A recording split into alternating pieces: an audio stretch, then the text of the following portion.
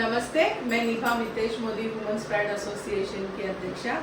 आज मैं आप लोगों के सामने रीडेवलपमेंट के नाम पे कैसे काम होता है रजिस्ट्रार ऑफिस से, सोसाइटी से, सोसाइटी मेंबर्स से, बिल्डर्स से, कैसे क्या काम होता है, कहाँ तक पहुँचता है, ये वीडियो अवेयरनेस के लिए है। एंड आप लोगों को जानकारी में होगी Mahavir Dhyan society Sainagar Vasai west Palghar district का एक मुद्दा उठाया गया था जिसमें रीडेवलपमेंट को लेकर लास्ट ईयर में आप लोगों के सामने हम लोगों ने रखा था एक अवेयरनेस के लिए। तो बस उसी से रिलेटेड महावीर ज्ञान सोसाइटी साईनगर स्थित रिलेटेड ही रीडेवलपमेंट के सब्जेक्ट पर आज हम फिर से बात करने वाले हैं। आइए मिलते हैं मितेश मोदी जी से। जी नमस्कार। तो बताइए आज आप क्या दिखाने और पेश करने वाले हैं और अवेयरनेस के लिए क्या मुद्दा है? अक्टूबर में हमारा वीडियो बना था जिसमें हमने क्या क्या पॉइंट्स डाले थे कि रीडेवलपमेंट में हमें क्या क्या ध्यान देना चाहिए बिल्डर के अगेंस्ट या बिल्डर के साथ या सोसाइटी के अगेंस्ट या सोसाइटी के साथ एक शॉर्ट में जानकारी दी थी। जैसे महावीर ज्ञान सोसाइटी का जो इश्यू चल रहा है हमारा सोसाइटी में कि रीडेवलपमेंट में बिल्डर साहब जो आए थे वो माइनस दे रहे थे 15%, जिसका मैंने विरोध किया था। तो विरोध किया था तो मुझे एक तरफा कर दिया गया था। उसके बाद सब रजिस्ट्रार ऑफिस में किस प्रकार से हमें पेपर वर्क करना चाहिए, क्या होना चाहिए, कैसे उसका फॉलोअप होना चाहिए। तो आज लगभग 6 महीने बीत गए ये फॉलोअप करते करते। अगस्त 2024 में स्टार्ट हुआ था ये सब चीज़ कि सोसाइटी में सबसे पहला लेटर गया था, रिसीविंग कॉपी नहीं दे रही थी सोसाइटी, क्योंकि हमने ऑब्जेक्शन लिया था रीडेवलपमेंट पे कि हम हमारा 15% माइनस नहीं करवाएंगे, एरिया जितना है हमें उतना ही चाहिए। एज पर फ्लैट ओनर्स, जो हम फ्लैट ओनर्स हैं उनकी बात करें हमारे, ठीक है। सेक्रेटरी तो मुझे रिसीविंग भी आना देना बंद कर दिया था इन्होंने। कुछ भी एप्लीकेशन से तो उसका रिप्लाई नहीं आता था, फोन करो तो उस पर अनाज सड़ जाता था, व्हाट्सएप करो तो उस पर दुनिया भर का बहस करते थे, पर पेपर देने की बातें नहीं होती थी, काम की बातें नहीं होती थी। थर्ड, कमिटी मेंबर होने के बावजूद 1.5 महीने बाद मुझे पता चलता है कि सोसाइटी में एमओयू आ गया है। 19 लोगों ने साइन किए, वो भी इंडिविजुअली उनके घर पे, ऑफिस में, सब जगह जाके साइन करवाए गए, इवन शॉप्स पे भी, विच वॉज क्वाइट शॉकिंग। ठीक है, हमने कुछ चीज़ों को लेके हमने सब रजिस्टर ऑफिस में पेपर दिया था कि हमें सोसाइटी से 7/12, फिर conveyance deed, AutoCAD copy, physical survey और भी कुछ अन्य पेपर्स चाहिए जो डेवलपमेंट के लिए, वो नहीं दिए जा रहे। काफ़ी बार 2-3 बार सोसाइटी के लिए सब रजिस्टर ऑफिस से भी रजिस्टर्ड एडी निकली है, जो भी अनक्लेम गई है उसमें 1-2 क्लेम भी हुई है, पर उसका भी रिप्लाई नहीं दिया गया है। तो मतलब अभी तक सोसाइटी से जहाँ से स्टार्ट किया था एज पर रजिस्टर ऑफिस से भी जो लेटर्स और ऑर्डर्स गए थे कि हम लोगों को मिलना चाहिए, बात करना चाहिए, वो आज तक नहीं हुआ है। आज तक नहीं हुआ है। रजिस्ट्रार ऑफिसर्स को भी निग्लेक्ट किया गया है। 25/10/2024 को सब रजिस्ट्रार से एक लेटर निकला था जो सोसाइटी ने एक्सेप्ट किया था रजिस्टर्ड एडी। उसमें ये लिखा गया था कि 14 जनवरी को ये है सुनवाई है, क्योंकि अभी तक सोसाइटी अपीयर नहीं हुई है। जितनी बार सब रजिस्ट्रार साहब ने बुलाया था, हर बार उसको अनदेखा करके, इग्नोर करके सोसाइटी अपना काम कर रही थी, पर एक भी हियरिंग में नहीं आई। तो 14 जनवरी को सुनवाई रखी गई है 5:30 बजे, ऐसा एक पेपर निकला था, ऑर्डर निकला था। अब हम तो पहुंच गए 14 जनवरी को 5:30 बजे शाम को। तो 14 जनवरी 2025 को शाम को 5:30 बजे तो हम पहुंच गए, जैसा हमें ऑर्डर मिला था सब रजिस्टर ऑफिस से। हम वहाँ पहुंच गए, हमने वेट किया, सर ने भी वेट किया, पर society as usual ignorance mode पे है। तो उन्होंने कुछ भी ध्यान नहीं दिया, ना ही कोई आया उनकी तरफ से, ना ही कुछ रिप्लाई था, कुछ नहीं, बस एक इग्नोर्ड चीज़ें थी। तो तब उन्होंने कहा कि ठीक है, अभी पुढची कार्रवाई कर दो, ऐसा मेरे को सब रजिस्टर साहब ने बताया। और मुझे 16 तारीख को फिर वहाँ से एक पत्र मिलता है जिसमें लिखा है कि ये जो मितेश रमेश मोदी यांची तक्रार अर्ज या कार्यालयास प्राप्त झालेला होता तक्रार अर्जात नमूद केलेल्या मुद्द्यांवर उपविधीनुसार योग्य ती कार्यवाही करावी व तसा अहवाल या कार्यालयास सादर करण्याबाबत संदर्भ 2-3 संस्थेकडून या कार्यालयात सुनावणी आयोजित करण्यात आली होती, परंतु संस्थेने त्याबाबत कोणतीही काहीही कारवाई केलेली नाही. सदरच्या सुनावणीस तक्रारदार हे उपस्थित असून संस्था पदाधिकारी हे गैरहजर आहेत. सुनावणी अंतिम तारीखा निर्णयासाठी बंद करण्यात आलेली आहे. त्या अनुषंगाने आपल्यास कळविण्यात येते की तक्रारदार यांची तक्रार अर्ज नमूद आणि संस्थेच्या स्तरावरील विषयांबाबत संस्थेचा उपविधी तरतुदीनुसार योग्य ती कार्यवाही करावी. त्यामुळे तक्रारदार यांनी या कार्यालयाकडे केलेली तक्रार या कार्यालय स्तरावर निकाली काढण्यात येते. तो जब मैंने इसका ऑब्जेक्शन लिया कि सर ये तो वापस जो पहले था वैसा ही आपने सेम जगह पे लाके खड़ा कर दिया, उस पे फिर उन्होंने नीचे एक और चीज लिखा है की या पत्राद्वारे आपणास कळविण्यात येते की संस्थेने विकासासोबत केलेला एमओयू बाबत निर्णय देण्याचा अधिकार या कार्यालयास नसून आपण योग्य त्या प्राधिकरणाकडे दाद मागणे उचित होईल. तो जब इस चीज का मैंने ऑब्जेक्शन लिया कि ये सर आपने फिर इतना समय क्यों लिया, मतलब 5 महीने मेरे वेस्ट हुए, तो अगर ये चीजें आपके अंडर में नहीं आती है तो ये आपके पास क्यों गया. तो उन्होंने ये ऑर्डर फाड़ दिया, मेरे सामने फाड़ दिया, पर उन्हें पता नहीं था कि मैंने ऑलरेडी इसका फोटो लेके रखा है मोबाइल में. तो उन्होंने मेरे सामने ये ऑर्डर फाड़ दिया. अब ये ऑर्डर किसी और के जो उसका ये क्रमांक वगैरह जो भी रहेगा वो किसी और के नाम से रहेगा. ठीक है. फिर मुझे कहा कि अब नया ऑर्डर देंगे, आप तभी आना, अब आपको फोन करेंगे. तो 27 जनवरी को आपको दूसरा एक ऑर्डर मिला. ऑर्डर काफी बड़ा था. तो मतलब स्टार्टिंग उनका वही था, उपरोक्त विषय अनुसरण संदर्भीय मितेश रमेश मोदी यांची तक्रार प्राप्त झाली. एक लास्ट 3 पैराग्राफ, जैसे लास्ट का एक पैराग्राफ का आपको पढ़ के बताता हूँ. तरी सदर प्रमाणे संस्थेला कळविण्यात येते की शासनाने पूर्ण विकास प्रक्रिया राबविण्याबाबत शासन निर्णय दिनांक 4 जुलै 2019 नुसार मार्गदर्शन सूचना निर्गमित केल्या आहेत. संस्थेने पुनर्विकास प्रक्रियेबाबत राबविताना सर्व सभासदांना विश्वासात घेणे आवश्यक आहे. तसेच सभासदांना पुनर्विकास प्रक्रियेबाबत सर्व सभासदांना माहिती उपलब्ध करून देणे, प्रक्रियेमध्ये पारदर्शकता ठेवणे याबाबत आवश्यक है. अब ये 4 जुलाई 2019 को क्या ऑर्डर निकला था, ये जब मैंने उनसे पूछा तो उन्होंने कहा कि वो आपको हम अभी नहीं बता सकते, हम आपको बाद में बताएंगे. आप सोसाइटी से ले लो. सोसाइटी से ले लो, सॉरी, सोसाइटी आपको बता ले देगी लो कि 4 जुलाई को क्या बात हुई थी. तो रजिस्ट्रार ऑफिस ने पेपर पे तो दिया है हमको, लेकिन वो मुंह से नहीं बता सकते. वो हम लोग को बोल रहे हैं कि आप सोसाइटी से बताओ. कमाल है. फिर काफी दिनों तक हमने वापस फॉलो किया सब रजिस्ट्रार ऑफिस में कि क्या हो रहा है सर, कुछ हो नहीं रहा है, सोसाइटी ध्यान नहीं दे रहा है, आपके यहाँ से कुछ हो नहीं रहा है, आप एक काम करो, आप अपने अंडर लीजिए ये सब चीजें और योग्य ते कार्रवाई करा तुम्ही. काफी हम लोगों ने उनको रिक्वेस्ट किया, तब जाके उन्होंने कहा हमें कि 6 फरवरी 2025 को कि आप एक लेटर लिख के दीजिए हमें. जिस लेटर में ये लिखिए कि जो प्रोसेस है रीडेवलपमेंट का और वो प्रॉपर नहीं हो रहा है. तो हमने उनके बताए हुए एमओयू के ऊपर जो प्रोसेस वगैरह का सब चीज़ें था वो हमने लिख के दिया. ये लेटर मैंने उनको लिख के दिया 6 फरवरी 2025 को.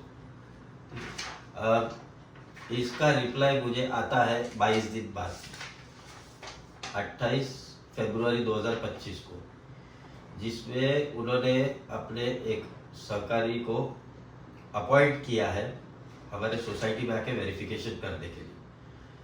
अब आज सुबह, आज मतलब 3 मार्च, आज सुबह 10:30 के करीब मेरी उनसे बात हुई, जो पर्सन आने वाले हैं उनसे. ऑफिसर्स जो अपॉइंट किए गए हैं वेरिफिकेशन. अब उन्होंने पूछा मुझे कि मैंने उनको पूछा कि आपको ऑर्डर मिला है क्या बावेरिया सोसाइटी में आके वेरिफिकेशन करने के लिए. तो उन्होंने कहा हाँ, लास्ट फ्राइडे ही मुझे ऑर्डर मिला है. तो मैंने कहा ठीक है, आप कब तक आएंगे. तो उन्होंने कहा कि देखिए आ तो जाएंगे अब, पर पहले कुछ सवाल है उसका जवाब दीजिए। तो उन्होंने वही नॉर्मल क्वेश्चंस था, क्यों, कैसे, कब, आपने क्या किया। तो मैंने एबीसीडी उनको पूरा शॉर्ट में समझाया, एकदम शॉर्ट पे मैंने उनको समझाया। तो उनका जो रिएक्शन था वो ये था कि देखिए 4 दिन तो मैं छुट्टी पे हूँ, उसके 8 दिन बाद मैं सोचूंगा। पर चौंकाने वाली चीज मेरे लिए ये थी तब कि मैं तो उनको एकदम शॉर्ट पे समझाया और उनको इन डेप्थ नॉलेज है। हमारी महावीर ज्ञान सोसाइटी का क्या प्रॉब्लम है और हम क्या प्रॉब्लम फेस कर रहे हैं, उनको इन डेप्थ नॉलेज था, बहुत अच्छे से जानकारी थी उस तक। तो हर एक चीज का स्टार्ट, मतलब जब अगस्त से ये सब स्टार्ट हुआ तब से लेकर अभी तक क्या चल रहा है नहीं चल रहा है, सब चीजों के बारे में इन डेप्थ नॉलेज है।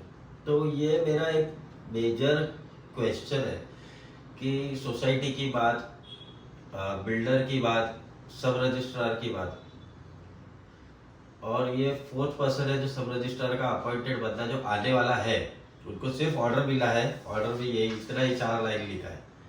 तो उनको इतना इन डेप्थ नॉलेज आया कहाँ से? कहीं ना कहीं गवर्नमेंट अथॉरिटीज या हमारे सोसाइटी जो इनएक्टिव दिखा रही है इनके सामने, उनके ऑफिस में, या बिल्डर्स मैनिपुलेट कर रहे हैं, या सोसाइटी मैनिपुलेट कर रहा है, या गवर्नमेंट एजेंसीज कुछ कर रही है, इसमें मुझे आइडिया नहीं। पर इतनी सटीक इंफॉर्मेशन कैसे उन तक पहुंची कि ये कब स्टार्ट हुआ, कैसे स्टार्ट हुआ, कहाँ से हुआ। और जो मैंने उनको ये भी एक चीज बताया था कि व्हाट्सएप पे एक बिल्डर का हमको ऑफर आया है, जो सोसाइटी ने व्हाट्सएप पे भेजा हुआ है। ये सब रजिस्ट्रार साहब को ही बताया था, उनका नाम नहीं दिखा रहा हूँ मैं। और जो मेन बिल्डर थे उनका ये एमओयू था। ये एमओयू है 22 पेज का, ये है 1.5 पेज का। ये एक और एक ये ऐसा, मतलब ये कहीं से बिल्डर ऐसे प्रोफेशनल, इतने प्रोफेशनल कब से हो गए कि एक लैंडस्केप में होता है, एक पोर्ट्रेट में होता है, ठीक है, इस पे जाना नहीं अपने को। और ये प्रपोजल है, तो प्रपोजल ऐसा कब से आने लगा? तो दोनों में डिफरेंस यही है कि जो पुराना बिल्डर था वो 15% माइनस दे रहा है, जो नया है वो 12% माइनस दे रहा है। जो सेकेंड बिल्डर जो आया है व्हाट्सएप पे जिनका कोटेशन, उनका ऑफिस के एड्रेस पे जब गए तो वहाँ पे डेंटिस्ट है, वहाँ पे उनकी ऑफिस ही नहीं। तो सोसाइटी ने क्या ये चेक किया था, और ये चीज हमने सब रजिस्ट्रार साहब को भी बताया था कि ऐसा ऐसा फर्जी काम हो रहा है, कि अगर कहीं से कोई कोटेशन आता है तो उसका एटलीस्ट वेरिफिकेशन तो होता है कि वहाँ पे वो शॉप अवेलेबल है या नहीं है, या बिल्डर अवेलेबल है या नहीं है। किसी ने भेजा हमें, हमने फॉरवर्ड कर दिया सोसाइटी ग्रुप पे कि पहले का बिल्डर 15% दे रहा है, ये 12% दे रहा है, चलो अपन वो बिल्डर से बात करते हैं, 10% पे तो पार्टोली हो ही जाएगी। इस तरीके से फंसाया जा रहा है। एक्चुअली प्रोटोकॉल्स के नाम पे, कायदे के नाम पे, कानून के नाम पे ये लोग एक्चुअली जिनको मिलना चाहिए न्याय उन्हीं को घुमा रहे हैं। बिल्डर्स और सोसाइटी मिलकर और सब रजिस्टर ऑफिसर्स मिलकर, गवर्नमेंट एजेंसी मिलकर लोगों को फंसा ही रहे हैं, लोगों को बेघर कर रहे हैं। ये अवेयरनेस होना बहुत जरूरी है। पहली बात, रजिस्टर ऑफिस से रजिस्टर 3 से 4 बार एडी निकली हुई है जो महावीर ज्ञान सोसाइटी ने रिसीव नहीं किया है, वो रिटर्न गया है। दूसरी बार रिसीव किए तो उस पर कोई सुनवाई नहीं हुआ। महावीर ज्ञान सोसाइटी के तरफ से रजिस्ट्रार ऑफिस में कोई हियरिंग के दिन हाजिरी भी नहीं हुई है, कोई पेपर वर्क भी सबमिटेड नहीं हुआ है। तो फिर कैसे सब रजिस्ट्रार ऑफिसर्स और वहाँ के वर्कर्स जो ऑफिसर्स अलॉट हुए हैं वो कैसे इन सब को निगलेक्ट कर सकते हैं? हम लोग तो फिरियादी हैं, फ्लैट ओनर्स हैं। फ्लैट ओनर्स होने का हम लोगों को इतना इशू हो रहा है। दूसरा चीज, ऑफिसर्स में तो मुझे जो ऑफिसर आने वाले वेरिफिकेशन के लिए, जब सुबह मेरी उनसे बात हुई तो उन्होंने तो मुझे ये भी कहा कि सर काहे के लिए इतना टेंशन ले रहे हो, अभी तो स्टार्ट है ये, अभी तो अंडर सेक्शन 79 करके कुछ बोल रहे थे, वो तो हुआ नहीं है। जब वो होगा, जब 2/3 लड़ेंगे तब फिर वो अप्रूवल में जाएगा, तब तक तो आप बैठो साथी से, कुछ फर्क नहीं पड़ता है, कुछ नहीं होता है। मतलब वो कन्विंस करने को देख रहा था कि मैं ये कैसा भी करके ये चीजें खत्म कर दूं यहाँ पे, ताकि उनका जो स्टार्ट से मैं बोल रहा हूँ डे से कि ये जो मेजोरिटी लेके रिडेवलपमेंट का बाकी के लोगों को अनदेखा कर रहे हैं, ये जो स्कैम चल रहा है कुछ फायदे के लिए अपने, जो सेक्रेटरी, चेयरमैन, ट्रेजरर ये अपने कुछ निजी फायदे के लिए जो ये स्कैम चला रहे हैं ना बिल्डर के साथ गठ मिलके, तो उस चीज से अलर्ट रहना हमें कितना जरूरी है। सामान्य लोगों के जीवन तो अस्त व्यस्त हो सकती है मैंने इस चीज को लेकर। मैंने ये एक एनओसी के लिए एप्लीकेशन दिया था 22 फरवरी 2025 को सोसाइटी में। आज तारीख है 3 मार्च। आज मुझे ये रिप्लाई आता है कि आपका मेंटेनेंस पेड नहीं है, इसके लिए आपको एनओसी हम नहीं देंगे। जबकि सोसाइटी के हर एक मेंबर को पता है और मेरी पास्ट हिस्ट्री भी उनके पास है, चेक कर ले। हर 6 महीने का चेक एक साथ में उनको देता हूँ, एक ही चेक में 6 महीने का मेंटेनेंस देता हूँ। उसके लिए सोसाइटी उस पर इंटरेस्ट लगाता है, उसके लिए भी मैंने कभी उनको ऑब्जेक्शन नहीं दिया कि आप इंटरेस्ट मत लगाओ। मैंने कभी उनको पूछा भी नहीं है। 6 महीना होता है मेरा चेक चला जाता है, 6 महीना होता है मेरा चेक चला जाता है। इसके पहले भी मुझे एनओसीज की जरूरत थी, मुझे आधी रात को भी एनओसीज मिली है विदाउट क्वेश्चनिंग। पर इस बार चूंकि मैं ऑब्जेक्शन ले रहा हूँ तो मुझे एनओसी के लिए अभी कायदा दिया जा रहा है कि आप पहले मेंटेनेंस पे करिए, मेंटेनेंस पेड नहीं है इसके लिए। तो मैं एक और चीज के ऊपर आप लोग का नजर डालना चाहता हूँ कि अगर दे रहा है तो 6 महीने का मेंटेनेंस 3,000, 3,500, 4,000 रुपया होगा अप्रोक्सीमेटली फिगर, ठीक है। पर यहाँ पे 4 फ्लैट है जिनका आउटस्टैंडिंग मेंटेनेंस 17 लाख रुपए के ऊपर है अप्रोक्सीमेटली। ये ध्यान से सुनिएगा। ही आज सोसाइटी के सेक्रेटरी, चेयरमैन, ट्रेजरर ये 3 जन ने, जहाँ तक मेरे पास नॉलेज है, 4 में से 3 फ्लैट का ट्रांसफर फी लिया हुआ है। तो अगर 4 फ्लैट का मिला के 17 लाख आउटस्टैंडिंग है तो आपने वो आउटस्टैंडिंग क्लियर नहीं करके आपने ट्रांसफर फी भी एक्सेप्ट कर लिया।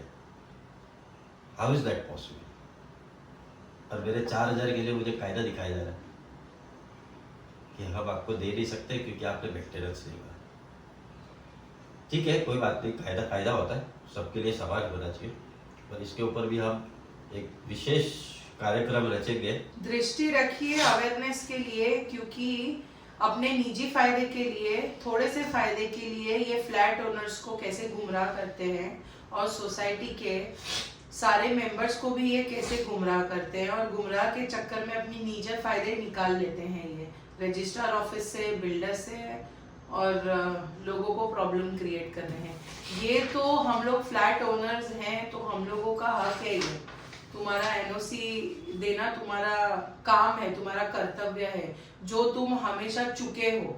शुरू से डे 1 से लेके एक पेपर के ऊपर से लेकर अब तक आप लोग चुके हो। ये रजिस्ट्रार ऑफिसर्स को भी मालूम है और रजिस्ट्रार को भी मालूम है, तो भी रजिस्ट्रार उनके साथ मिलकर हम लोगों को, फ्लैट ओनर्स को मैनिपुलेट कर रहे हैं। तो ये सही बात नहीं है। ये लोगों को पता होना चाहिए कि इसी तरीके का पेपर वर्क, प्रोटोकॉल और कानून को खेलते हैं ये लोग और फिरियादी को परेशान करते हैं। ये जब रीडेवलपमेंट होता है तो आप लोगों को खास करके ये सब छोटी छोटी चीजों में आप लोगों को ध्यान देना होगा। ये बहुत अवेयरनेस की चीज है। आप लोग प्लीज, जो भी हमारे दोस्त हैं, मित्र हैं, वो जो भी देख रहे हैं, प्लीज इसको दृष्टि में लाइए, लोगों तक पहुंचाइए इन सारी सब चीजों को। ये एक लेटर है 16 जानेवारी 2025 जहाँ पे वो लिखते हैं की संस्थेचा विकास सोबत केलेला MOU बाबत निर्णय देण्यास अधिकार या कार्यालयास नसवणारी योग्यता प्राधिकरणाने दात नाही। दूसरी जगह पे वो अपना आदमी भेजते हैं कि जाओ आप वेरिफिकेशन कर लो। तो सरकारी एजेंसी है तो अभी मानना किसको है? सरकारी एजेंसी को मानना है या बिल्डर को मानना है, गवर्नमेंट को मानना है, या क्या करना है? ये आप लोग सोचिए, ठीक है? आप लोग सोचिए और इस वीडियो को जरूर ज्यादा से ज्यादा लोगों तक पहुंचाइए। लोगों में अवेयरनेस होना चाहिए कि इन पेपर्स को और प्रोटोकॉल्स को लेकर बिल्डर लॉबी और ये जो महावीर ज्ञान सोसाइटी है, ये अपने निजी फायदे के लिए मेंबर्स के जिंदगी के साथ कैसे खेलते हैं, ये आप लोगों को बहुत ध्यान से सुनना चाहिए, देखना चाहिए।